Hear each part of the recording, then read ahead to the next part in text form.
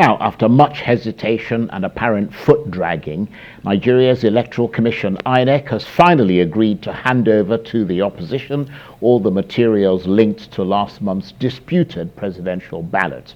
The Labour Party and the People's Democratic Party, or PDP, want access to the election data to help build their legal challenge to the result, including data contained in the Beavers and IRF machines, which are the electronic devices that have been at the center of the dispute. And when INEC seemed reluctant to comply with the court ruling ordering it to make the materials available, the Labour Party threatened to embark on nationwide protests. INEC has now agreed to hand over the data. But with just a week left to file their case, there is a growing sense of urgency. The Labour Party have set up collation centres across Nigeria to help gather as much evidence as possible. Well, for his perspective on everything about that ill-fated ballot, let's speak to the founder of ANAP Foundation, Atedo Peterside, who's also the founder of Stanbic IBTC Bank. And Mr. Peterside joins me now from our studios in Lagos. Thank you very much indeed, Mr. Peterside, for joining us.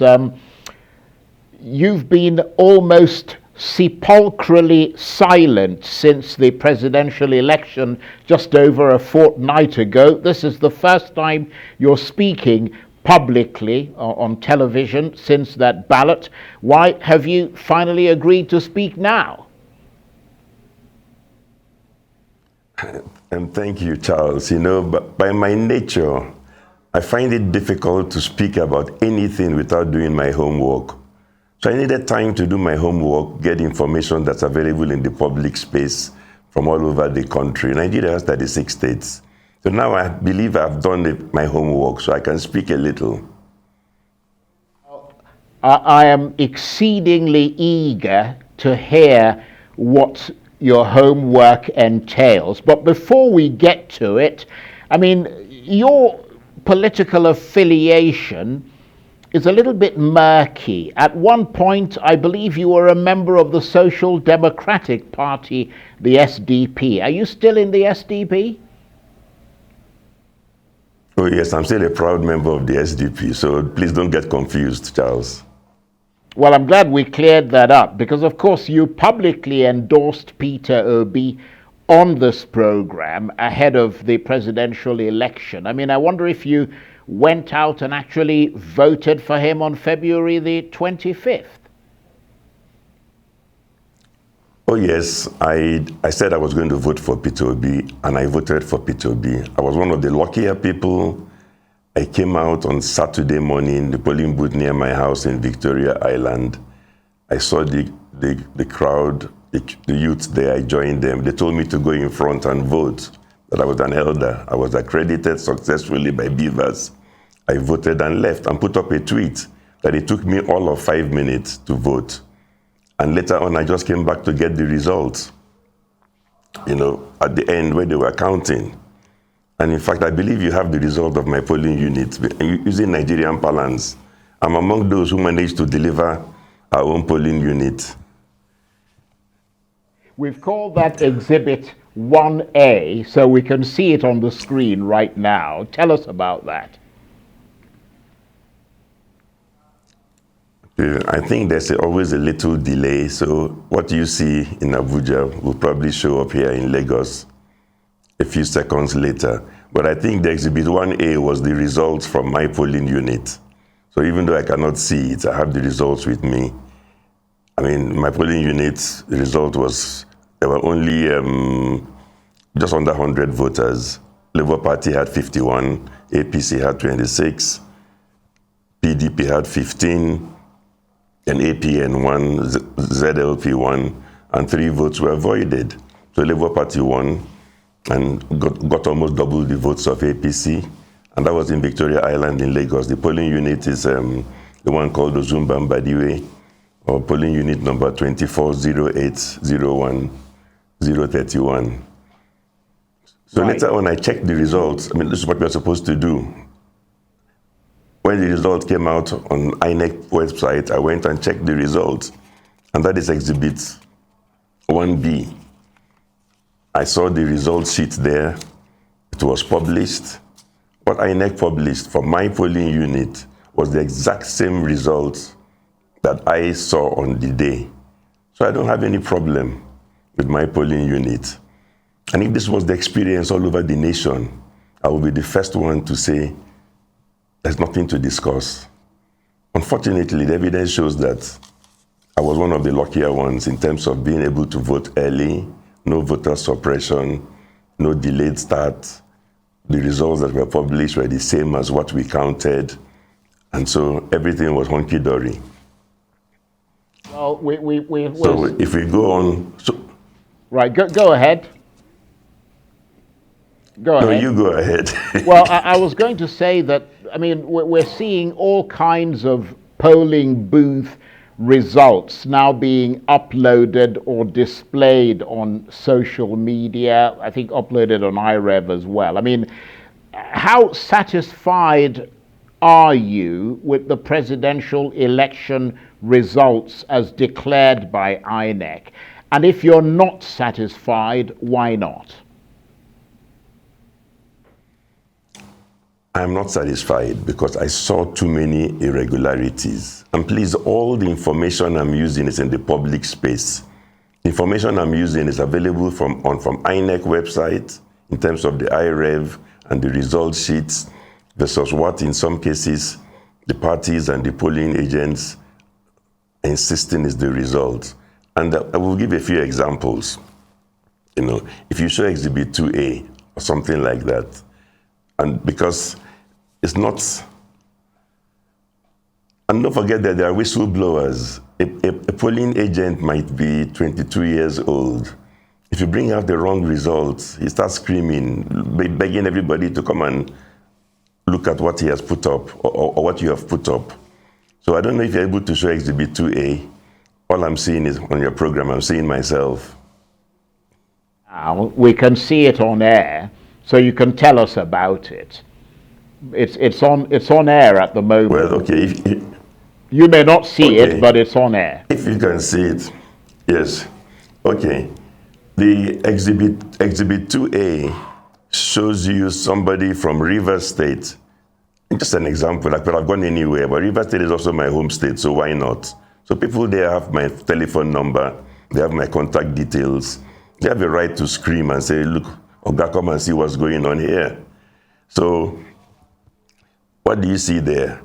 A young polling agent is screaming. In my polling unit in Rivers State, he says, Labour Party got 223 votes.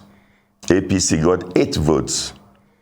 Let's just stop there. The other parties got very little. So I repeat, Exhibit 2A, the polling agent is screaming. Labour Party got 223 votes. APC got 8 votes. When you go to Exhibit 2B,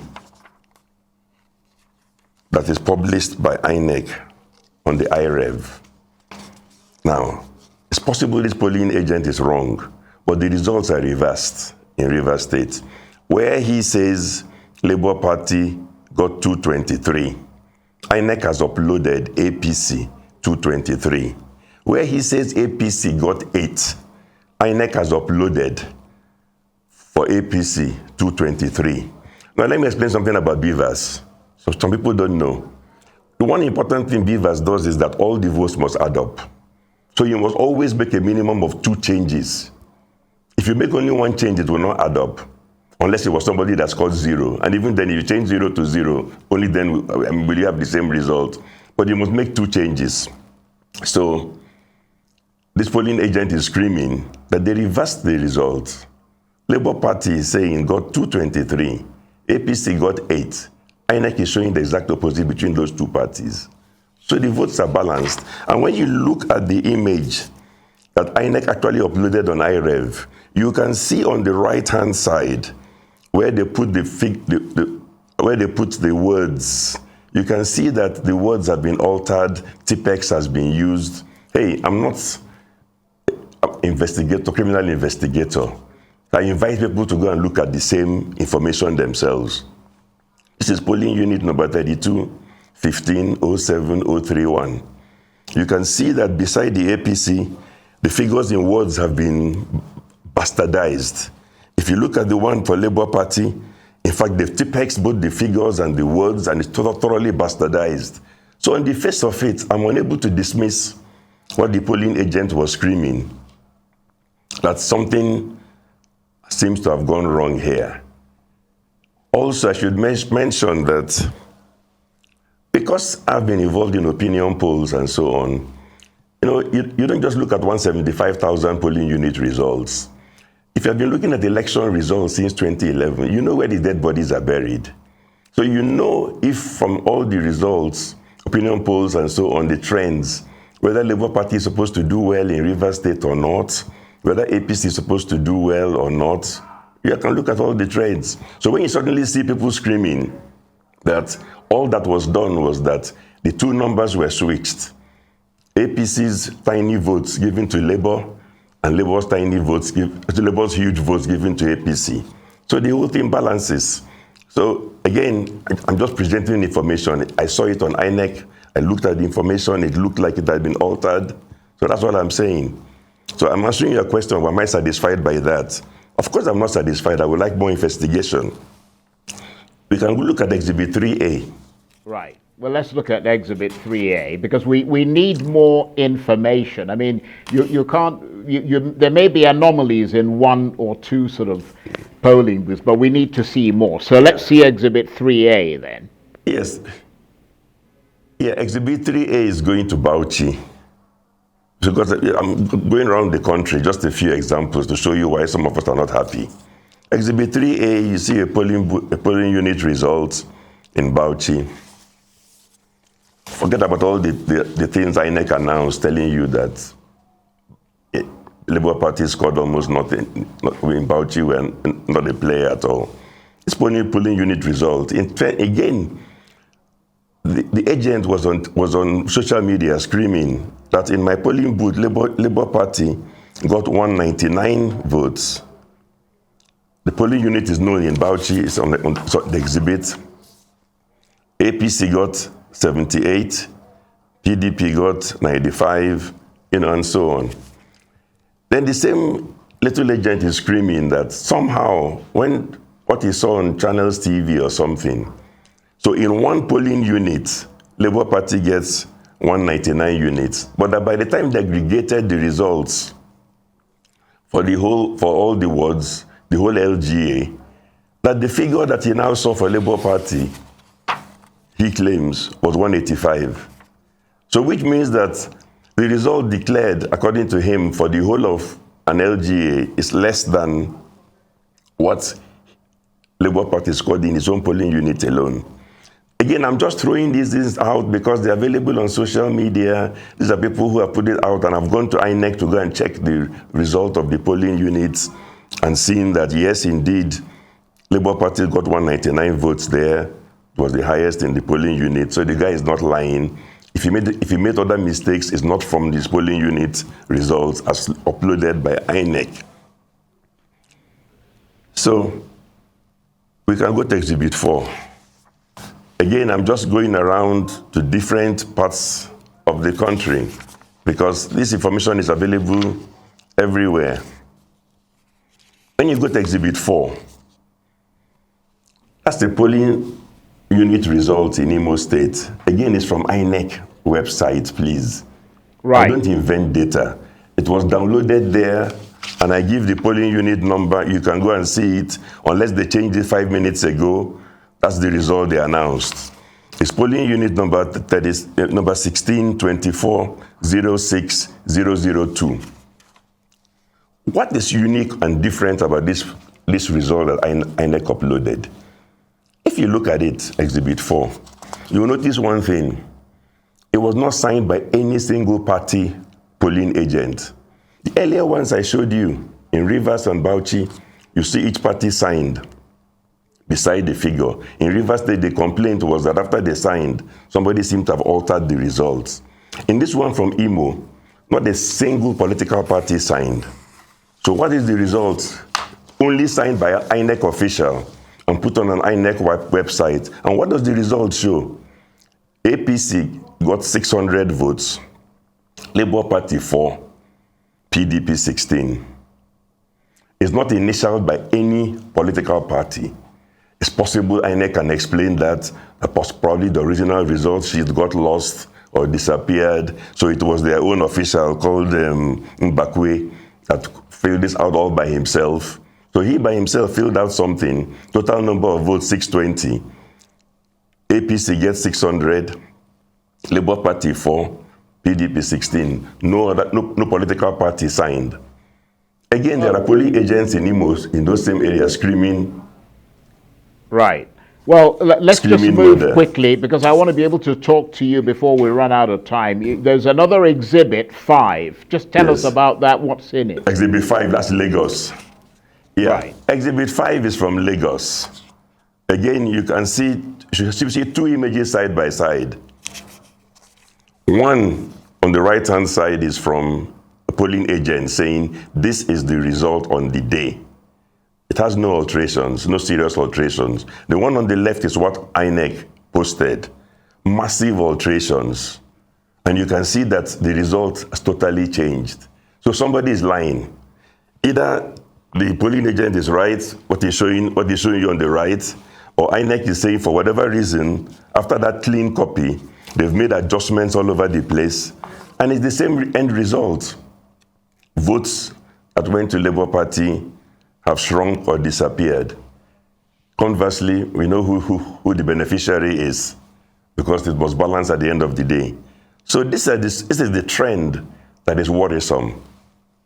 Right. And this is why I'm concerned. I don't want to waste your time by going to other states. Right. Well, you've given us a kind of bird's eye view of what might have gone wrong, but obviously that's different from what is actually admitted in a court of law, and they would have to prove a lot of things. But as you review the presidential elections and assess the results, would you say that Beavers and IRF were helpful at all? See, Beavers was helpful because it established the total number of voters who were accredited. So whatever you're altering, like I said, you must add and subtract that so we can see you doing the alterations. IRF was helpful because you must post for us to see this horribly altered result sheet that I'm calling Exhibit 5, which the party is disowning, saying it's not the correct result. So those things were built in and they give us transparency. And I'm happy that INEC posted this result available for the whole world to see. And everybody can go and check on that particular polling unit result and compare it to what the polling agent is saying on the right-hand side. So I'm saying that something is wrong somewhere. Yes, well, I mean, there is the sense that a lot of people share your sentiment. But obviously, those election results are now being challenged in court. I mean, how do you rate the chances of the PDP and the Labour Party in court?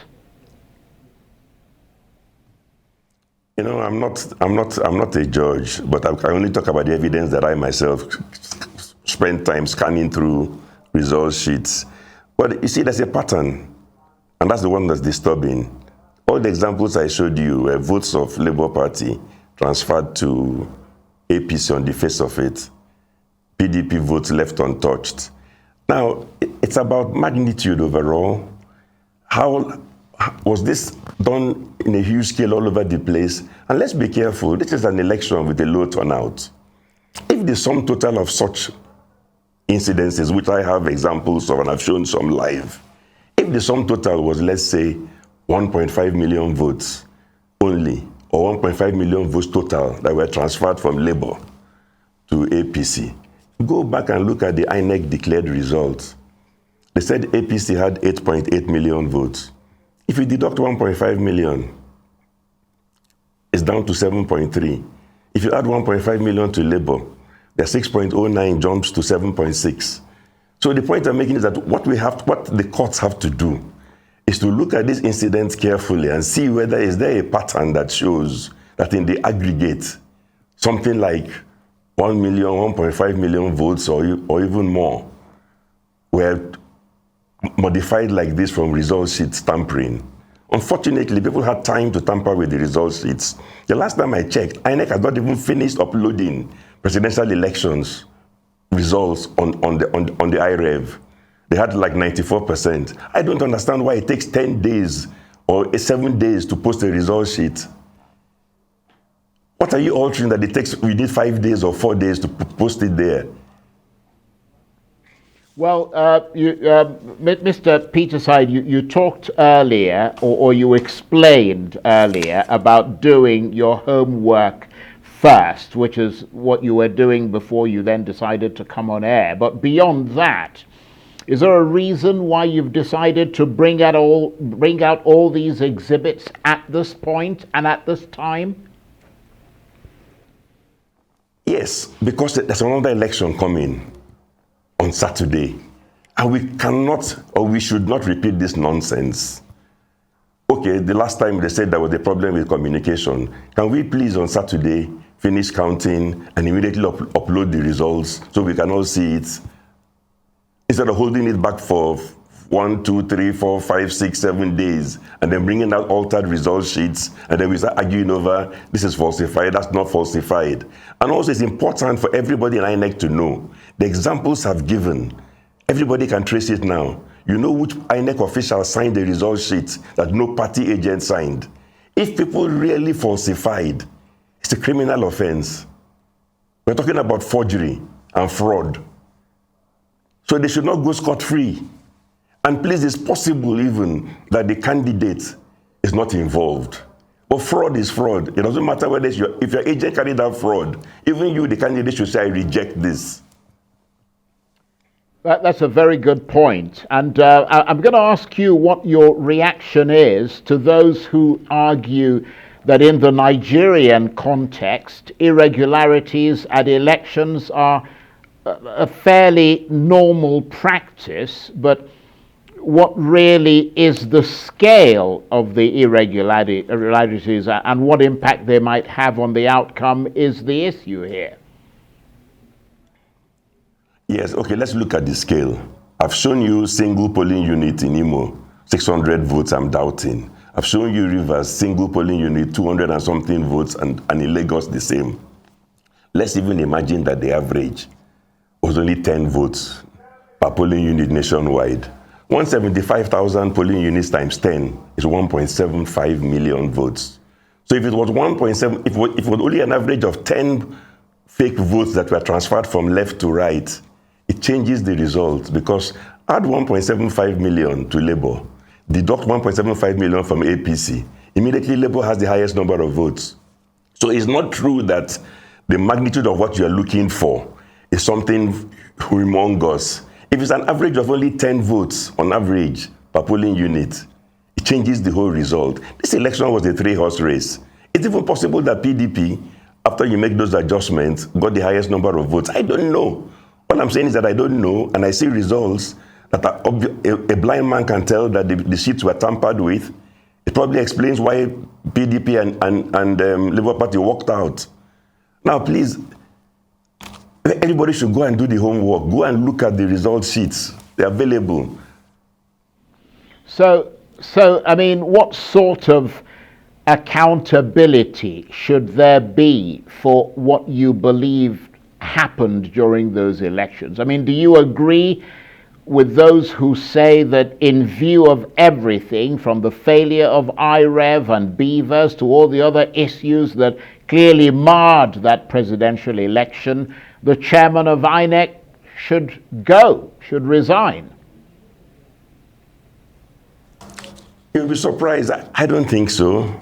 Because the way I understand INEC, the chairman of INEC is in Abuja. I've given you examples from Imo, from Port Harcourt.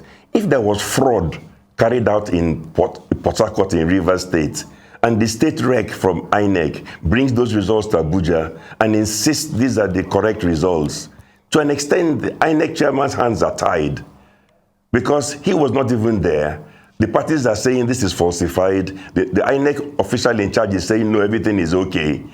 If it's a case of fraud, you have to go to court to prove fraud, because fraud is about criminality. If it's about forgery, you need to go to court. You need investigation. The INEC chairman in Abuja cannot make himself the investigator, the judge, the jury, and overrule Rivers State results. So I can understand if he's telling the parties, please go to court. Take this evidence and put it before the judges. Let the judges look at it and tell us what the whole world can view from INEC portal, that there was no distortion of results. Let the judges look at the result from Imo State, signed only by one INEC official, not signed by any political party agent, and say it's okay. See, people have to know that these things are now available publicly. So would you, Mr. Peterside, support those from the Labour Party and the PDP who feel aggrieved enough to take to the streets in protest? My personal view is that it's premature. I would always advocate in a society, I'm a disciplined person, go through all the processes. I don't play God. Take this evidence, which I said in some cases, even a blind man can see. He can feel the tipex with his fingers. Take it before the courts. Let the judges look at it and tell us it does not matter. At that point, if you want to go to the street, perhaps I'll follow you and join you on the street. But not now. Give people a chance to do their work. It doesn't matter how much you distrust them. Let them look at this evidence which the whole world is seeing. We have become the laughing stock. A football match was played, Man United got 7, Liverpool got 0. One of the jokes in Lagos, somebody changes the result of 0, puts 10, and says INEC has changed the result. It's from these result sheets. We made ourselves the laughing stock. Right. So, I mean, let me ask you this. We're almost out of time here, but you're a big wig. I mean, you're the founder of a bank. You're a founder of a major sort of foundation. You move around in prominent circles, and some of your colleagues in those higher circles have rushed out to congratulate the President-elect Bola Tinubu. What do you have to say about that? I imagine you haven't gone out to congratulate him. No, each unto his own. Look, if they go through this process and the judges convince us everything was done correctly and we add up the numbers, whoever is the winner will congratulate the person. But for now, it's premature. I mean, when I can see with my own eyes what INEC has uploaded, part of what they've uploaded is an insult on anybody's intelligence. I think it's premature. They're just people who are rushing to congratulate probably have not taken the trouble to even look at the available information or the evidence. In any case, each unto his own. Well, Mr. Peterside, we're literally almost out of time. After all the complicated politics and tensions following the presidential election and all the issues around alleged manipulation, fraud, and disenfranchisement, what are your expectations for the governorship elections on Saturday? Briefly. It's a chance for the INEC chairman and others to redeem themselves. He should insist everybody should upload the results immediately after voting. We cannot have 1 or 2 states hold back the results and start tampering endlessly, claiming they could not transmit the results. So, I mean, INEC cannot fail twice. So first time you can give them, you can say, okay, they were trying out new systems. They can't repeat the same mistake now, for goodness sake. On that note, I want to thank you very much indeed for coming on Arise News and talking to us and choosing Arise News, and also for a very informative chat. Atedo Peterside is the founder of ANAP Foundation. He's also the founder of Stanbic IBTC Bank, and he was talking to me there from our studios in Lagos.